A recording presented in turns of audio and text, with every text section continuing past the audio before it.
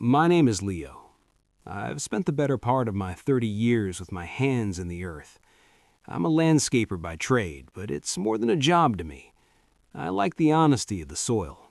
It doesn't play games. You till it, you plant, you wait, and eventually the truth of your labor grows out of the ground.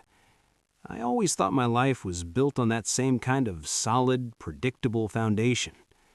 I grew up in a quiet pocket of the Oregon woods, a place where the trees are so tall they seem to swallow the sky. I was raised by Eli and Martha. They're the kind of people who define the word steady. Eli taught me how to read the weather by the color of the clouds, and Martha taught me that a hot meal and a kind word can fix almost anything. About 5 years ago, when I married Cass, we didn't want to leave. This land felt like it was part of us. So we built a small timber frame cottage on the back end of my parents' 10-acre lot. It was our own little paradise. We shared Sunday dinners at the big house. I helped Eli maintain the tractors, and we lived a life most people only dream of. I thought I knew every story my father had to tell. I thought I knew every inch of this dirt.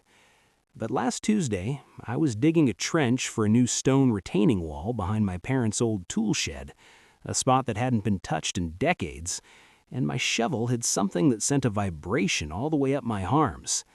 It wasn't the dull thud of a root or the heavy clunk of a rock. It was a sharp, metallic clink.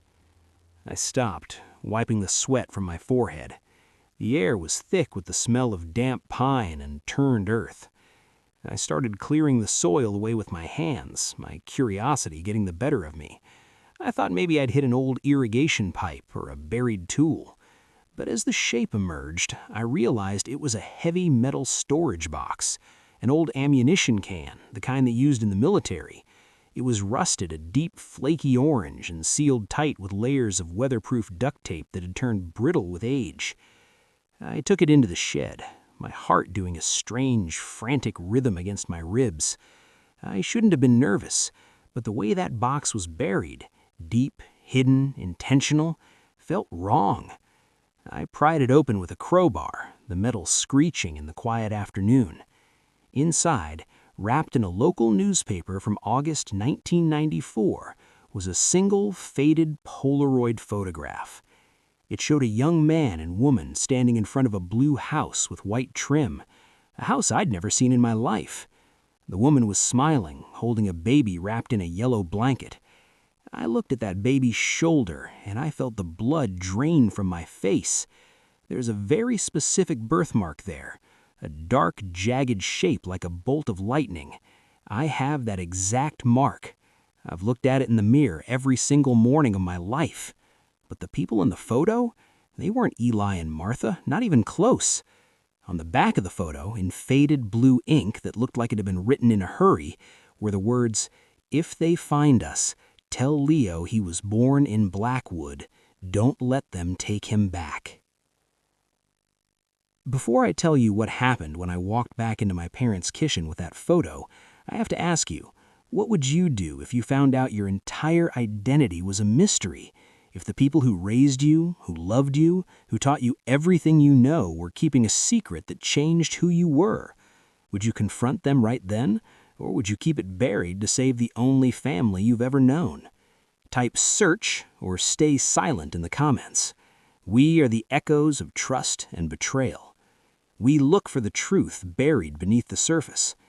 Tell me where you're listening from. Do you actually know the story of the day you were born? I didn't go back to my cottage that night. I didn't go see Cass. I sat in that shed for 3 hours, the light fading until the shadows of the rakes and shovels looked like long, spindly fingers reaching for me. I stared at that photo until my eyes blurred. My mind was a hurricane of memories. I remembered Eli teaching me how to track deer in the snow. I remembered Martha singing to me when I had the flu. They were my world.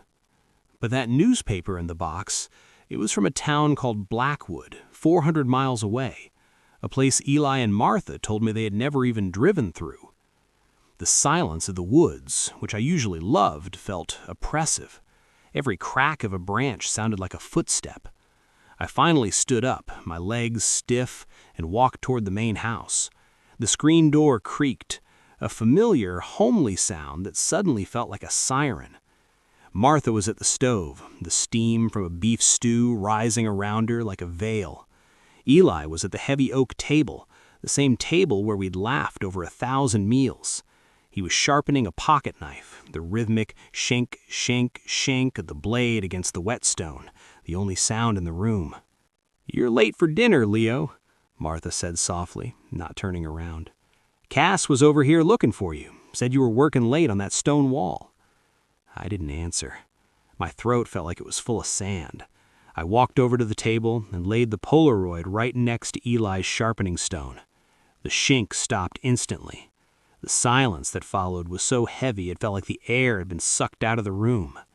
I watched Eli's hand. He didn't pull away, he didn't jump. He just stared at the photo for what felt like an eternity. Martha turned around slowly, her face going a ghostly shade of pale. She didn't ask what it was. She didn't act confused. She just turned off the burner and sat down heavily in her chair, burying her face in her apron. "I found the box, Eli," I said. My voice sounded hollow, like it was coming from the bottom of a well. "Who are those people in the blue house, and why did you tell me I was born in a hospital that doesn't even exist on a map?" Eli finally looked up at me. His eyes weren't the eyes of my father anymore. The warmth was gone, replaced by the sharp, focused gaze of a man who'd been waiting for a ghost to show up at his door for 30 years. "We didn't want this day to come, Leo," he whispered, his voice raspy.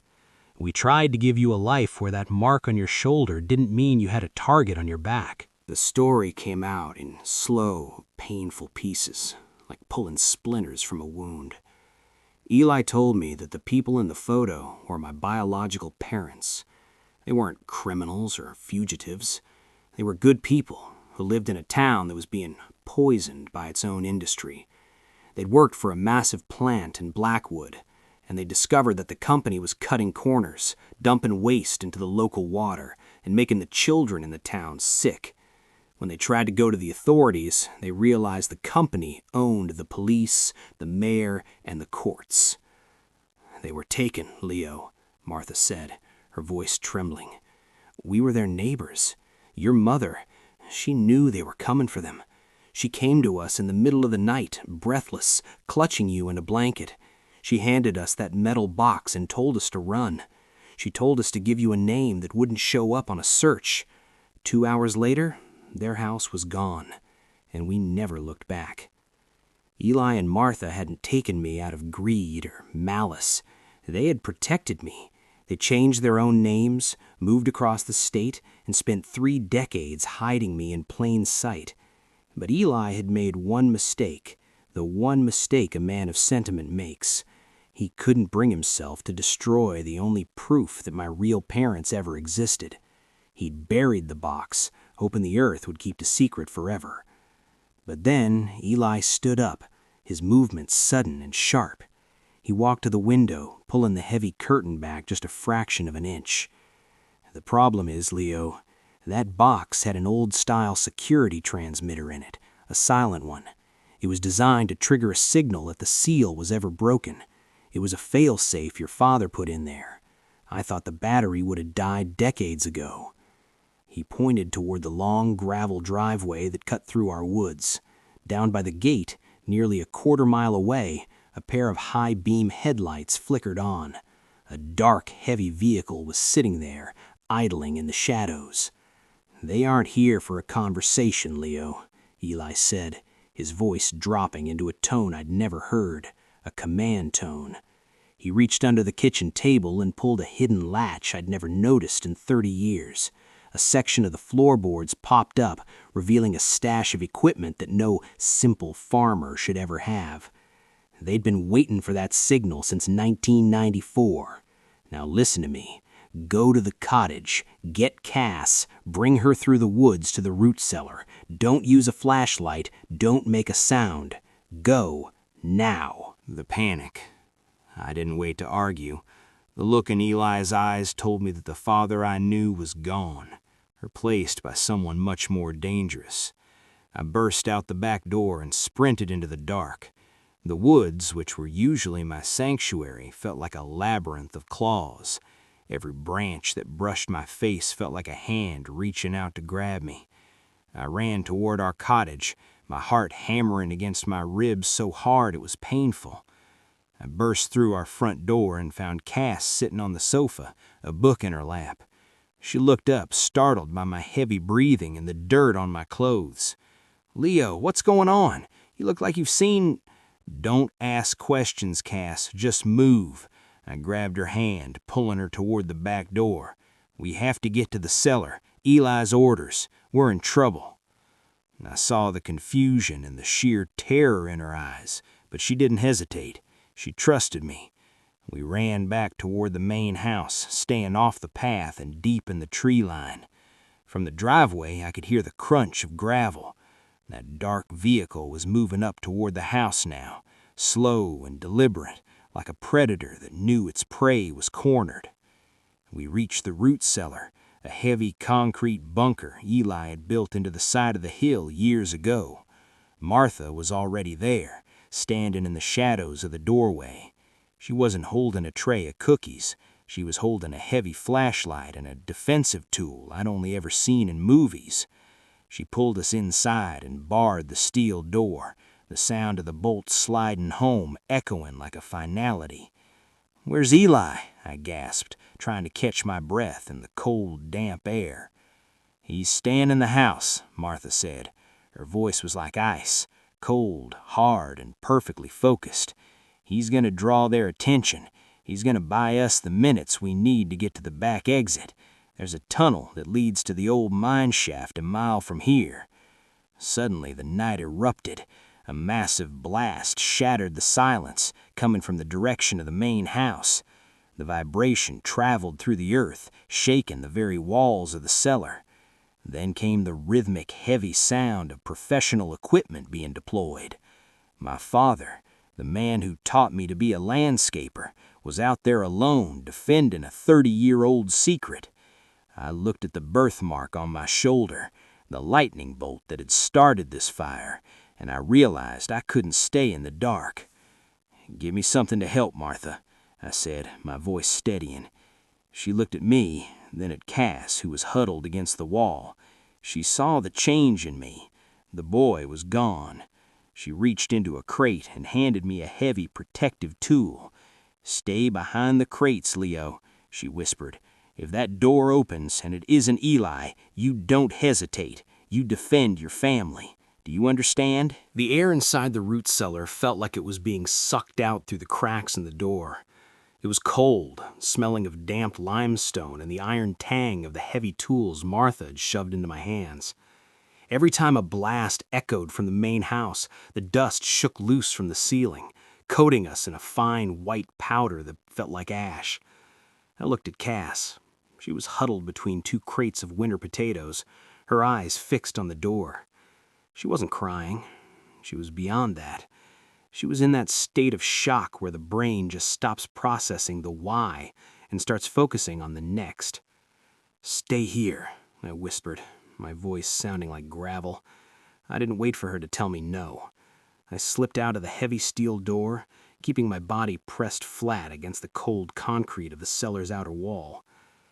The main house, the only home I'd ever really known, was a nightmare. The lights were all out, but the night was bright with the rhythmic artificial strobing of tactical lights. They had blown out the kitchen windows. In the moonlight, the grass was covered in millions of tiny shards of glass, shimmering like a field of diamonds.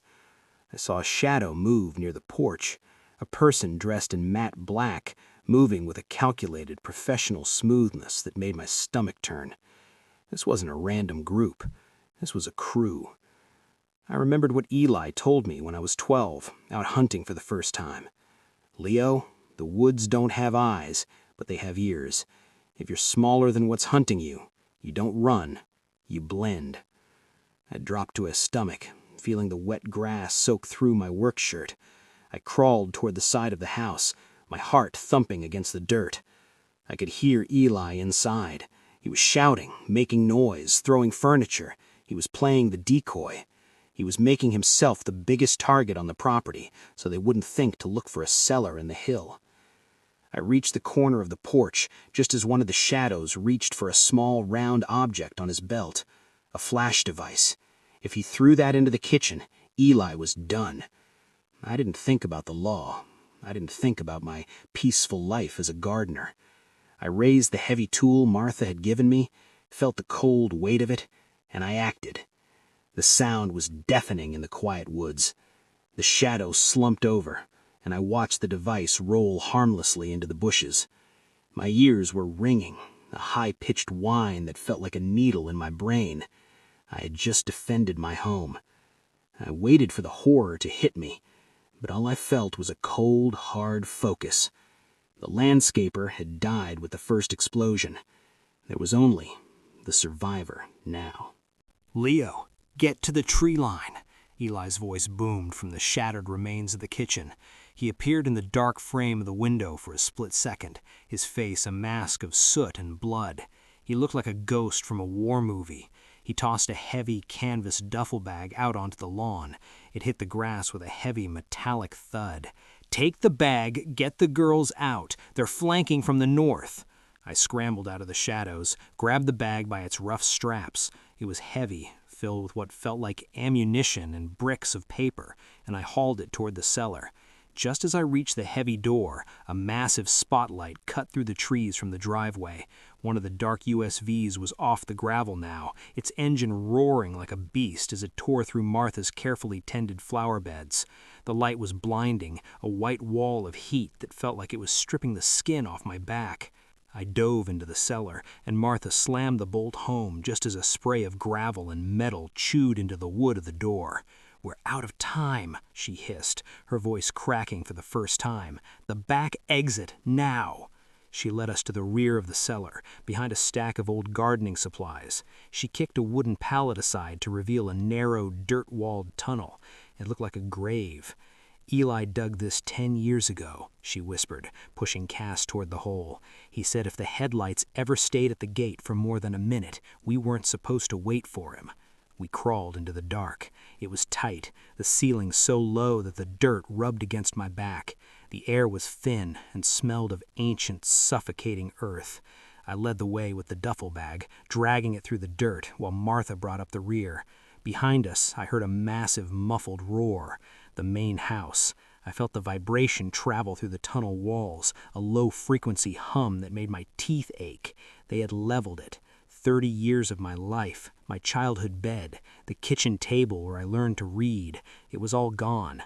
I wanted to stop, to scream, to crawl back and find Eli, but Martha's hand was firm on my ankle, pushing me forward. "Keep moving, Julian," she said. She didn't call me Leo. She called me by the name on the back of the photo. And that's when I knew. The old life was truly dead. The tunnel eventually opened up into the base of an old abandoned silver mine. The air here was freezing, a sharp contrast to the humid tunnel, and the silence was even more terrifying than the gunfire. We stood in a cavernous room filled with rusted iron ore carts and rotting timber supports that looked like the ribs of a giant. Martha checked her watch by the dim light of her flashlight. "We wait here for 5 minutes," she said, her voice echoing hollowly off the stone walls. "If he isn't here, we take the hidden path to the highway." Cass sat down on a rusted cart, her head in her hands. I couldn't sit. I paced the stone floor, the adrenaline still coursing through my veins like liquid fire. I looked at the duffel bag Eli had thrown. I unzipped it, expecting more gear. Instead, I found a small leather-bound journal tucked between the supplies. I opened it to a random page. It was my mother's handwriting, the real one. July 19th. The birds have stopped singing near the creek. Silas says the company is burying the drums in the night. He says they think we aren't watching. We have to keep the evidence safe. We have to keep Leo safe. I realized then that this wasn't just about a kidnapping or a hidden past. I was carrying the evidence, the actual names and dates that could destroy the people who had sent those SUVs. I wasn't just a man on the run. I was a living, breathing piece of evidence. Every mile I traveled put Cass and Martha in more danger. Suddenly, a sound echoed from the dirt tunnel, a heavy, dragging step. I raised my defensive tool, my thumb hovering over the safety, my breath held. A silhouette emerged from the darkness. It was Eli. He was leaning heavily against the rock wall, his hand clutched against his side, red soaking through his flannel shirt. But when the flashlight hit his face, he was smiling, a grim, terrible smile that didn't reach his eyes. "The pantry had a gas leak," he coughed, sliding down the wall until he hit the floor. "I don't think they'll be following us through the front door. Leo, Julian, look at me." I knelt beside him, my heart breaking. "The truck is under the tarp in the East Gallery. Don't go to the police, not yet. Go to the city. Find the name Miller in that journal. He's the only one left who knows how to finish this." The East Gallery of the mine was a cathedral of ice and jagged stone. We found the truck exactly where Eli said it would be. An old, beat-up 1985 Chevy Blazer tucked under a heavy canvas tarp that smelled of oil and decades of dust. I helped Eli into the passenger seat, my hands trembling as I felt the warmth of the blood on his shirt. Martha took the back with the gear, her eyes constantly scanning the dark tunnel behind us, and Cass climbed in next to her, silent and pale. When I turned the key, the engine didn't roar. It coughed and sputtered, a mechanical heartbeat struggling to find its rhythm. I held my breath, praying to a God I hadn't spoken to in years, until finally the V8 roared to life, echoing off the mine walls like thunder. I doused the headlights, we couldn't risk the glow, and navigated by the dim moonlight filtering through the air vents above. We crawled out of the mountain through a service road that was little more than a goat path, the tires sliding on loose shale. "Eli, stay with me," I whispered, glancing at him. His head was lolling against the window, his breath coming in shallow, ragged whistles. "I'm here, kid," he croaked, his eyes half closed. "Just watch the road. They'll have the main highways blocked. You need to take the logging trails through the Black Creek Pass. It'll add 3 hours, but it's the only way to get to the city without being seen by the cameras." I looked at my hands on the wheel. They were covered in dirt and the history of a life I didn't know I had. I wasn't just driving a truck, I was driving a ghost ship. Every mile we put between us and the burning remains of our home felt like a cord being snapped. I thought about my cottage, my books, the garden I'd spent years tending. It was all ash now. I realized then that the safety Eli and Martha had built for me wasn't a gift, it was a loan, and the interest had just come due. The logging trails were a nightmare of deep ruts and fallen branches. The Blazer bounced and bucked, every jolt making Eli groan in the seat next to me. Cass was leaning forward, her hand on my shoulder, her touch the only thing keeping me from spinning out into a total panic. We reached the crest of the pass just as the sun began to bleed over the horizon, a bruised purple and angry orange light that didn't feel like a new day. It felt like an ending. I caught a glimpse of myself in the rearview mirror. I didn't recognize the man staring back. My eyes were sunken, rimmed with red, and there was a hardness in my jaw that hadn't been there yesterday. I looked like Eli. I looked like a man who knew how to lose everything and keep walking. "We need to stop," Martha said from the back. "Eli's fever's spiking. If we don't clean that wound, he won't make it to the city." "We can't stop, Martha," I said, my voice sounding cold even to me. "If they have the resources to level a house, they have drones, they have heat signatures. We stay under the canopy until we hit the outskirts." "He's your father, Leo," Cass snapped, her voice breaking the silence like a gunshot. "He's the man who raised me," I corrected her, the words tasting like copper. "And he told me to get you to the city. If I stop for him and we all get caught, then nobody wins. He made his choice, now I'm making mine." The silence that followed was suffocating. I hated myself for saying it, but the journal in the duffel bag was heavy against my leg, a constant reminder of the stakes. This wasn't just about one man anymore. It was about the hundreds of families in Blackwood who never got a chance to run. It was about the truth that was buried in an ammo box for 30 years. I pressed the gas pedal harder, the old truck screaming as we raced the rising sun. By the time the skyline of the city appeared on the horizon, the blazer was steaming. The radiator cracked from the rough terrain. The city didn't look like a refuge. It looked like a grid of steel and glass, a place where 1,000 cameras were waiting to trap us. I steered us into the industrial district, a wasteland of rusted warehouses and chain-link fences. It was the kind of place where people went to disappear, or to be disappeared. We found the address from the Journal, a run-down printing shop on the corner of 4th and Industrial. The sign out front was hanging by one rusted bolt, Miller's Fine Press. I killed the engine and sat there for a second, the ticking of the cooling metal the only sound. I grabbed the duffel bag and looked at Martha. "Keep the engine running.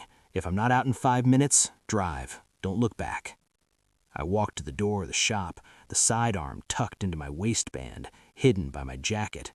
I knocked 3 times, the code from the Journal. A small slot in the door slid open. A pair of eyes, sharp and suspicious, peered out at me. "I'm looking for Miller," I said, my voice steady. "I have a message from Blackwood, from 1994. The door creaked open. The man inside was old, his skin like parchment, his fingers stained with black ink.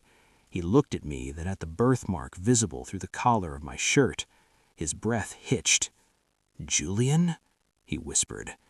"My name is Leo," I said, stepping into the dim light of the shop. "But I think it's time I started using my real one. We're being followed, Miller, and the people following us just burned down the only world I ever knew. Now tell me, how do we break the company that killed my mother?" Miller didn't answer. He just pointed to a bank of old monitors in the corner. On the screens were the news feeds. Our house in the woods was being reported as a gas explosion. Our names were being flashed as missing and presumed dead. We were ghosts now. And in the shadows of the printing shop, I realized that the only way to haunt the living was to tell the truth. The air inside Miller's shop was thick with the scent of solvent, old paper, and the metallic tang of heavy machinery. It was a tomb of information. While the world outside was moving toward digital screens and instant data, Miller lived in the world of the physical, the world where printed word couldn't be deleted with a keystroke. I looked at Miller. He was hunched over a massive cast-iron printing press from the 50s. He looked like he belonged to another century. I brought Eli inside, laying him on a stack of uncut cardstock in the back room. Martha was already working on him, her hands steady as she used Miller's first aid kit. Cass stood by the window, watching the street through a gap in the heavy curtains. She hadn't said a word since we entered the city. Her silence was a weight I felt in every bone. "You had the logs," Miller said, his voice a dry rasp as he looked at the journal I'd pulled from the duffel bag. "Your mother, she was the lead chemist. She didn't just see the dumping, she kept the chemical signatures. She kept the serial numbers of the drums. This journal isn't just a diary, Leo. It's a map of a crime scene that spans 3 decades. "How do we use it?" I asked, looking at the blinking monitors in the corner. "They control the news. They told the world our home exploded because of a gas leak. If I go to the police, I'm just walking into their lobby." Miller leaned over the press. "We don't go to the news, we become the news. This shop is one of the last independent presses in the state. I have a distribution network of people who still believe in the truth on paper. We're going to print 10,000 copies of your mother's logs. We're going to include the photos from the ammo box, and we're going to hand-deliver them to every courthouse, every library, and every major doorstep in this city at dawn." I looked at the journal. My mother had died to keep these pages dry. Eli had bled to get them to this room. I realized then that my life as a landscaper was truly over. I wasn't just planting seeds anymore. I was planting a forest of truth in a city built on a desert of lies. "Start the press, Miller," I said. "I'll help you load the ink." The sound of the press was a rhythmic, mechanical heartbeat. Thump, hiss, thump, hiss. Every cycle of the machine felt like a second ticking down on a clock. We worked through the night, our faces smeared with black ink and sweat. I watched the pages fly off the roller, black ink on white paper, detailing the names of the men who had ordered the poisoning of Blackwood. Names that were currently on the boards of directors for half the buildings in this city. Around 3 a.m., a low-frequency hum vibrated through the floorboards. It wasn't the press. It was a vehicle, a heavy one, idling right outside the shop. Cass turned away from the window, her face bone white. "They're here," she whispered. Miller didn't stop the machine. "Keep it running," he commanded. "The more noise we make, the less they know exactly where we are in the building.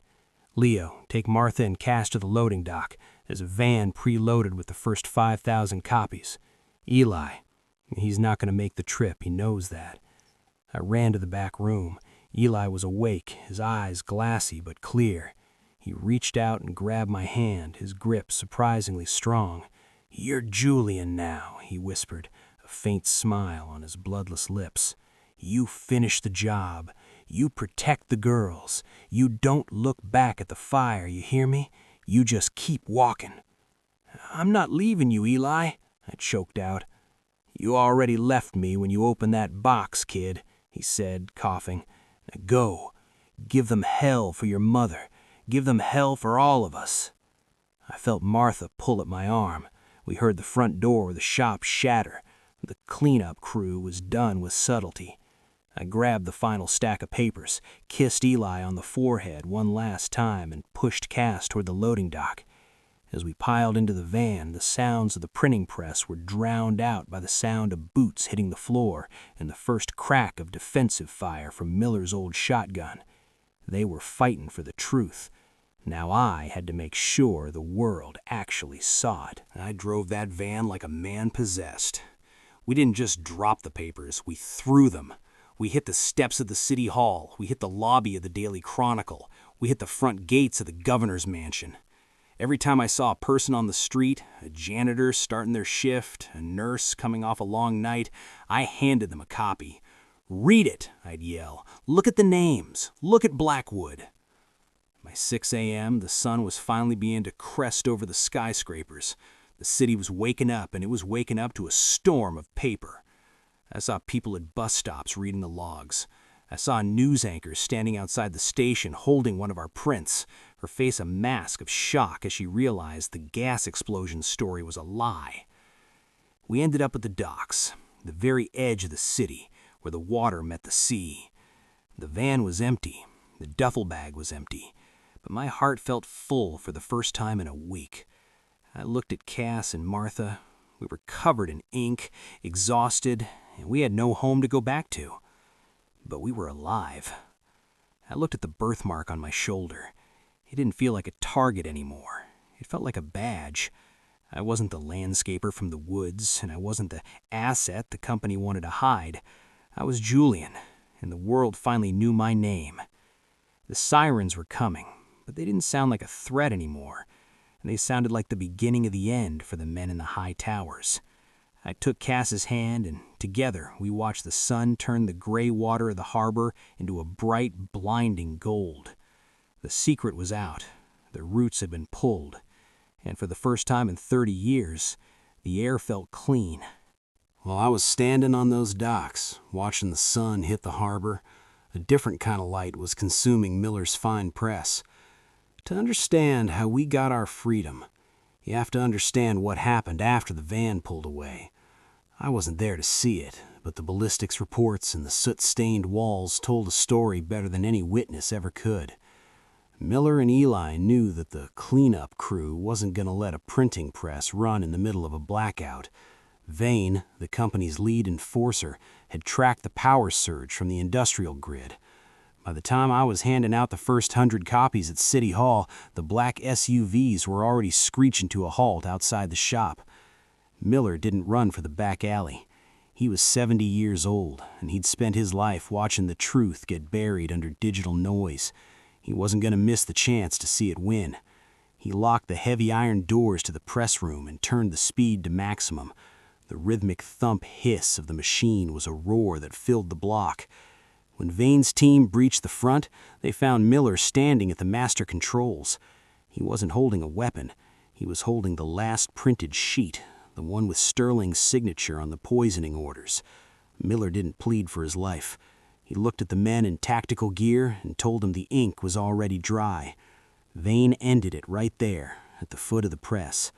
Miller died on the floor of his shop, his hands stained black with the truth that was already being read by thousands of people across the city. He died making sure the machines never stopped until the last page was done. But Eli was the reason those men never made it to the loading dock to follow my van. He was bleeding out on a stack of cardstock, but the soldier I never knew I had for a father found one last burst of strength. He dragged himself to the narrow hallway, the only bottleneck in the building. He had his rifle and a crate of solvents Miller used to clean the presses. Eli held that hallway for 10 minutes against a professional hit squad. 10 minutes that felt like a lifetime. When Vane's team breached the front, they found Miller standing at the master controls. He wasn't holding a weapon. He was holding the last printed sheet, the one with Sterling's signature on the poisoning orders. Miller didn't plead for his life. He looked at the men in tactical gear and told them the ink was already dry.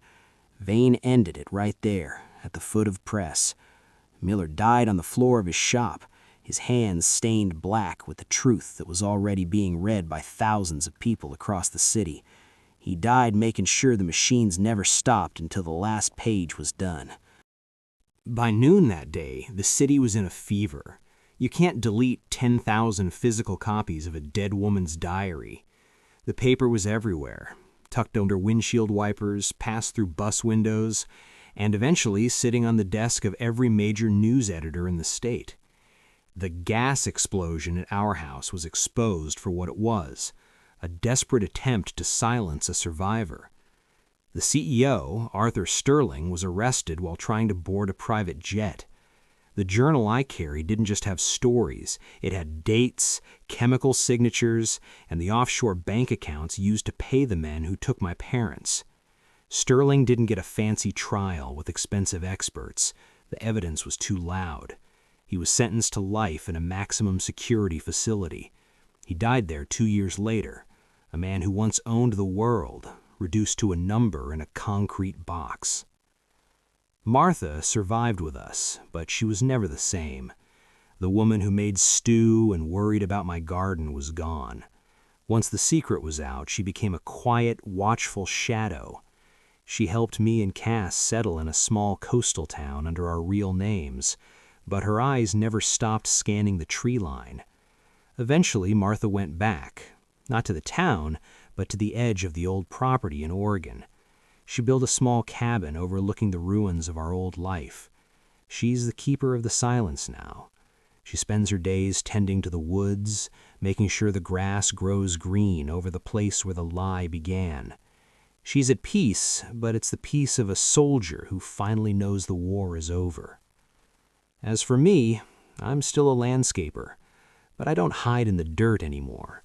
I live in a house with big windows and a front door that doesn't need 3 locks. Cass and I have a daughter now. We named her Alara, a mix of the names that saved us.